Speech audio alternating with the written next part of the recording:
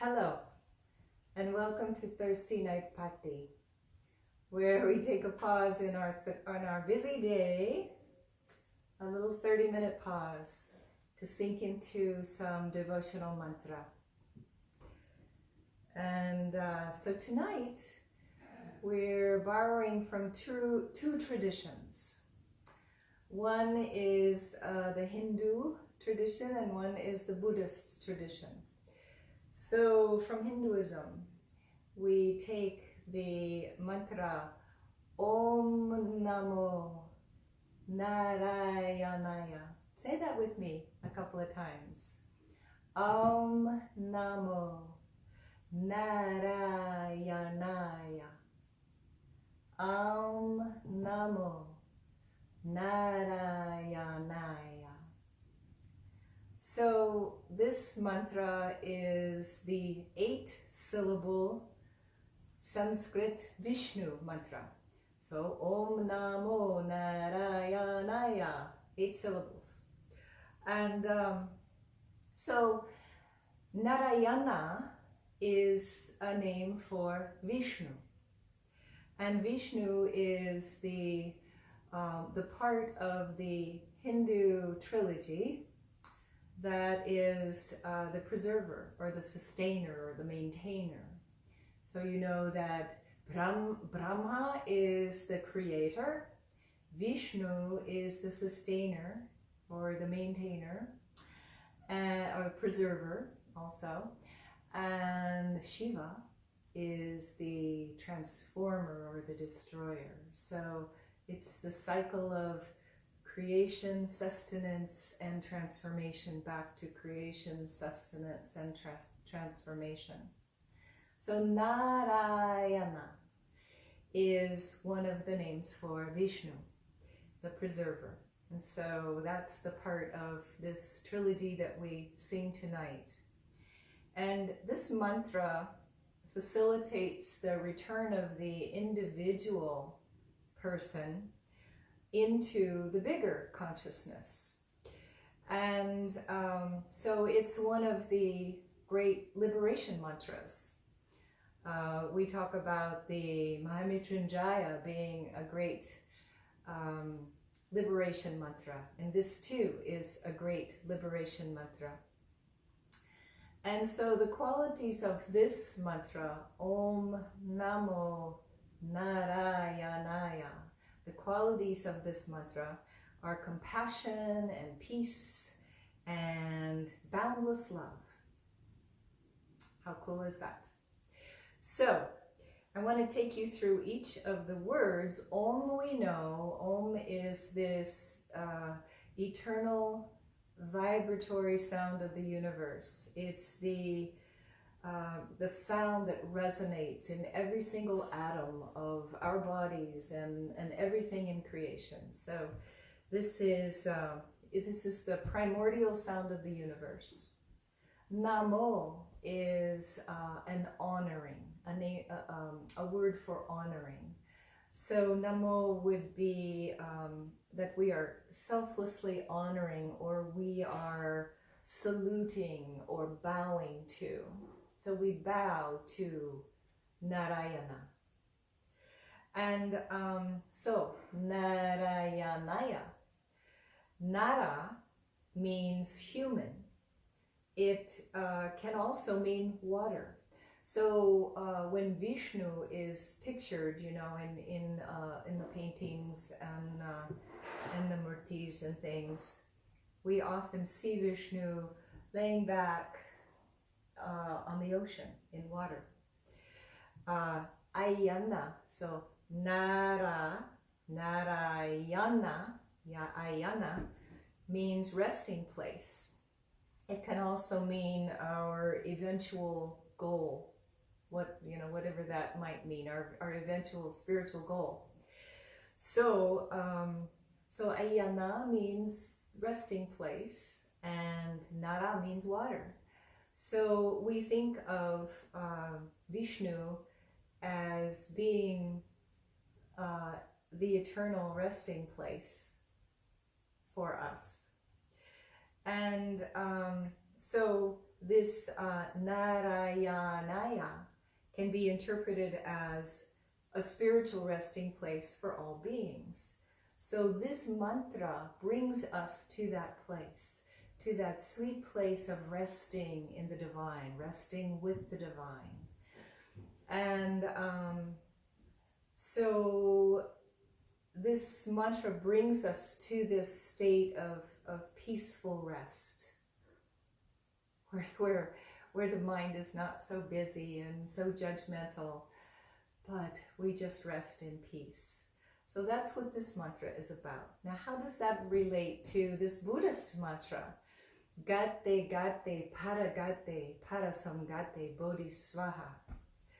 So this mantra, if we take it piece by piece, Bodhi means awakening. And Gate means gone. Now, when you take it word for word, it doesn't make much sense, but when we put it together, it does. Pāragate means gone to a further place or to a further shore. Pārasaṃgate means completely gone to a further shore. So we're gone, gone, gone, gone. And Svāhā is, it's a term that's used at the end of a prayer. It's much like in Christianity when we say amen.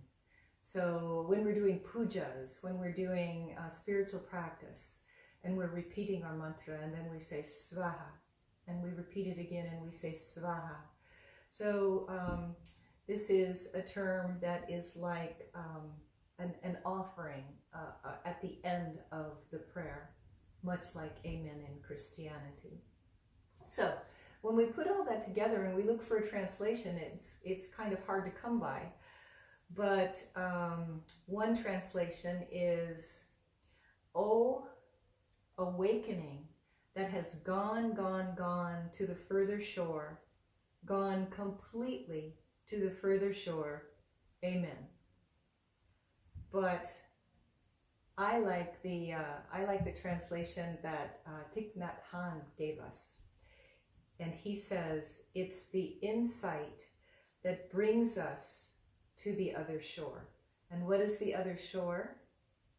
The other shore is that place we were talking about in Auṁ Namo Nārāyaṇāya, that place of peace, that place of resting in the divine, that place of enlightenment, shall we say, as well. So that's how I see these two mantras being very compatible, even though one is from the Hindu tradition and one is from the Buddhist tradition. Narayana, spiritual resting place that facilitates moving from the individual to supreme consciousness. Gate, the insight that brings us to that resting place. And then, even though I didn't write it in our notes, we'll also chant Om Mani Padme Hum, which is translated as the jewel in the lotus flower. So that can be interpreted many ways too, but that jewel in our heart, in the lotus of our heart, that's still the resting place or the place of enlightenment. So I think that all three of these mantras just so beautifully complement one another and are compatible with one another. So we will sing these together now. I'll bring the loud mic back and we'll get started.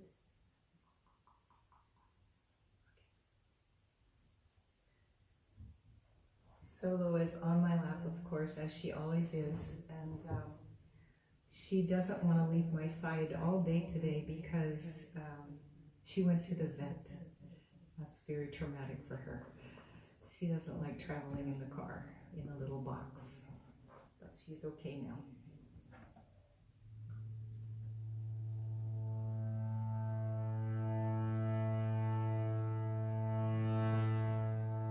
So as we chant Auṁ Namo Nārāyaṇāya.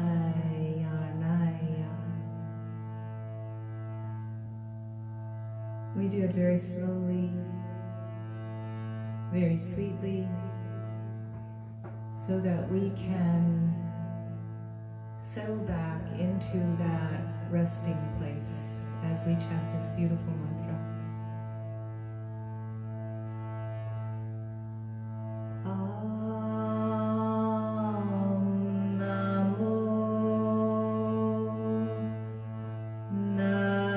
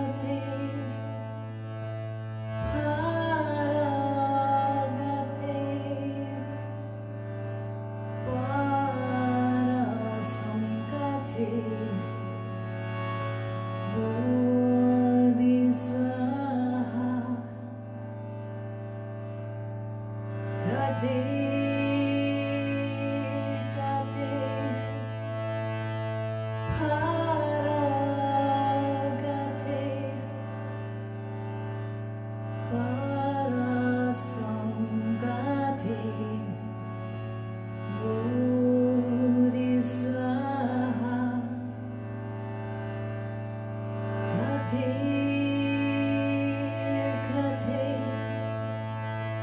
Pāragate,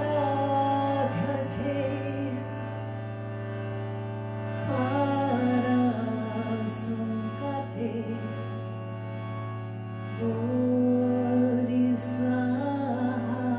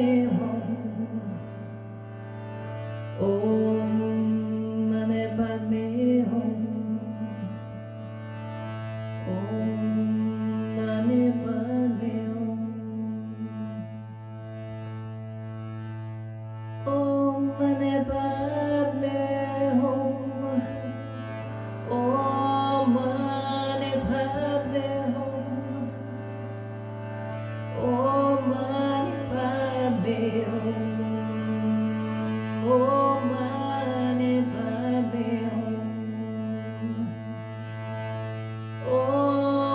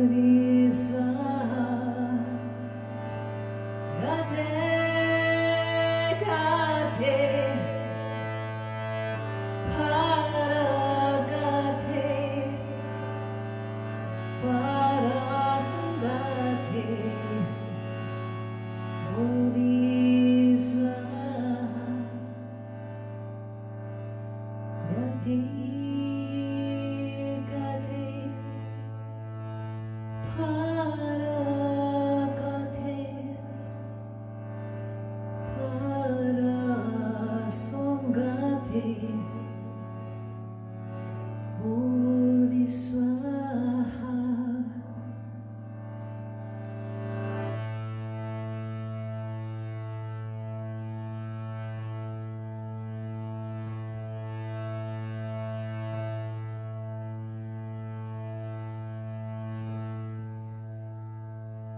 Auṁ Namo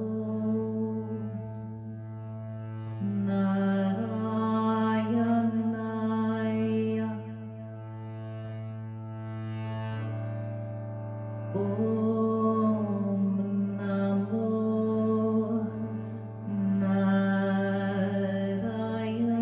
Nārāyaṇāya. Auṁ Namo Nārāyaṇāya. Auṁ Namo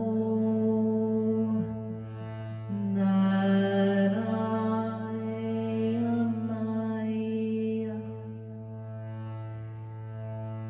Auṁ Namo Nārāyaṇāya. Auṁ Namo Nārāyaṇāya. Auṁ Namo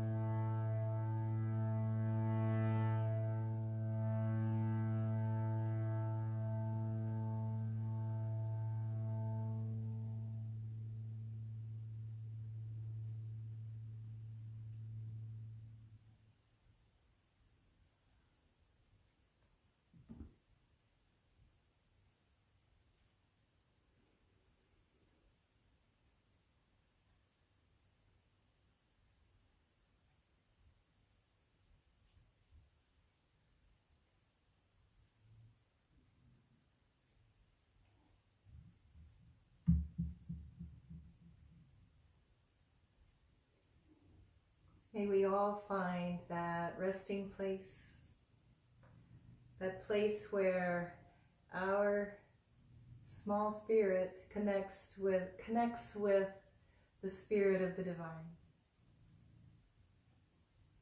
Because after all, that's who we are anyway, yeah? We are. Thank you for being with me. Thank you for sinking into these two beautiful mantras with me. I love them so much. And Solo says, nighty night, I love you.